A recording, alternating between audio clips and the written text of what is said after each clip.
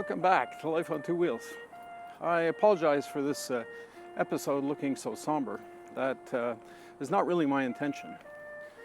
I've been threatening for a while to do a video about what Vimy Ridge means to Canadians. It was a great battle of the First World War. It was a slaughterhouse like so many other battles, but this one ended in a Canadian victory, and it is somewhat symbolic of the coming of age of our nation. World War I resonates with me because my grandfather fought in World War I. And as I was growing up in my most formative years, I was reminded of my grandfather's service. When the roar of the cannon subsided on that victorious day, a Canadian soldier picked up a handful of acorns from the oak trees that had been obliterated on Vimy Ridge. He sent them home to his parents with a note encouraging them to plant the acorns, and in that way they would have something to remember him by in the event that he didn't make it home. His parents operated a farm in what is today Scarborough. And if you ride out to Scarborough along Kennedy Road and you find what is now the Chinese Baptist Church, there's a woodlot that sits between the church and Kennedy Road. And that's where, perhaps 100 years ago, those acorns from the Vimy oaks were planted. Not many people know about those oaks, and today they stand as a vivid memorial to that soldier's service and the Battle of Vimy Ridge itself. They stand quietly and peacefully in stark contrast to the thundering cannons that obliterated their forebears. Rather than being a gloomy episode of despair, this is really an episode about hope and the wonders of peace. You have to admit that these oak trees found a peaceful place. This is the Vimy Oaks prayer walk, and it feels like a hallowed place. And I feel close to my grandfather as I walk along. What I'm looking for are some oak trees.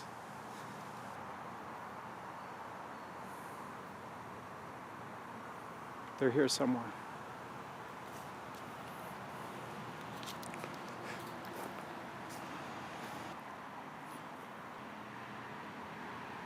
I see lots of maples. I'm not really seeing any oak. It'd be ironic to come here and not find the oak trees.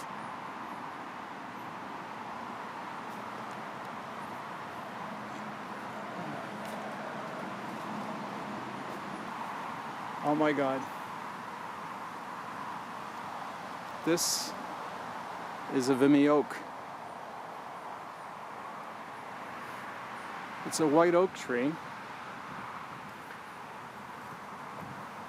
White oaks were used for industrial construction because of the quality of the wood, and the voracious appetite for it in Europe caused it to become extinct in North America, if you can believe that. So this is a white oak. You can see how tall and straight that tree is. Imagine how you could use that to build the machinery for windmills and so on. And it's out of place here. It really and truly is.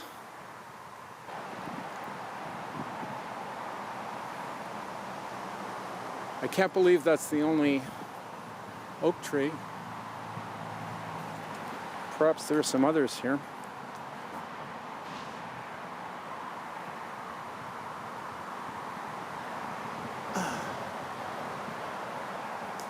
And part of the problem is that you can't see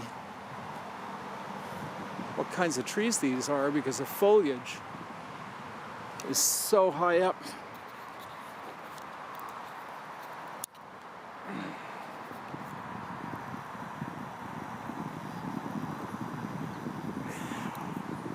That's an oak as well. Another Vimy oak. interesting thing is that it's not the only reflection of Vimy in my neighborhood.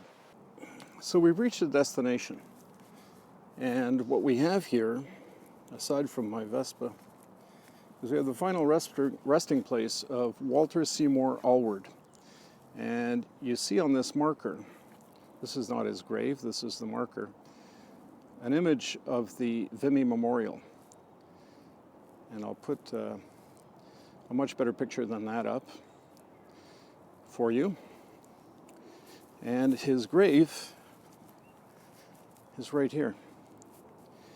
He passed away in 1955.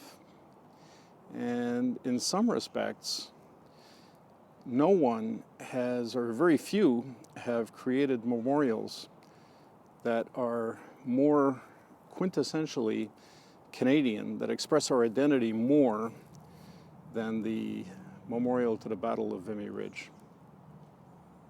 And so close to home. When we moved here, I had no idea. So, as a result of a technical glitch, the recording of the route from my home to the grave of Walter Allward was a fail. Let's see if we can record the trip back home. Hang tight.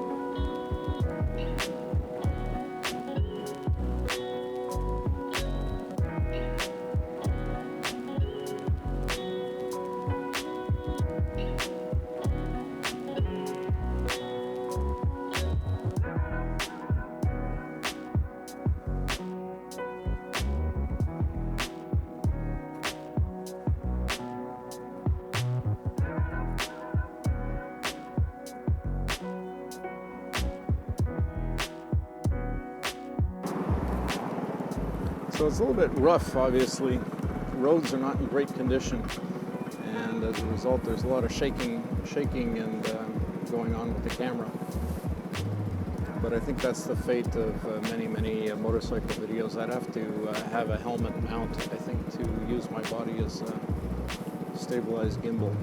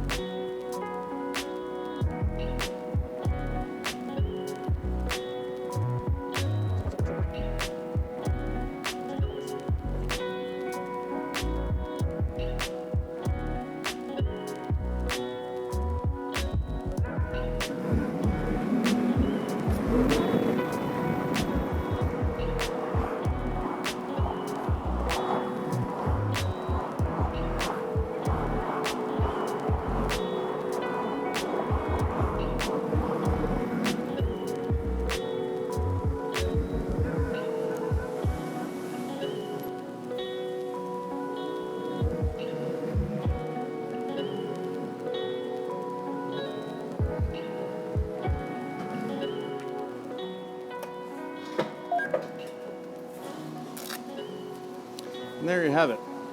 That's how long it takes to get from the burial place of Walter Allward. Lost satellite reception. Yes, you did lose satellite reception. That's how long it takes to get from the burial place or the final resting place of Walter Allward back home. That's it for this episode. Don't forget to click the link to like this episode, click the link to subscribe, and click the link to visit the website where you'll find the touring guide, the gear guide, and so much more. See you next time on Life on Two Wheels.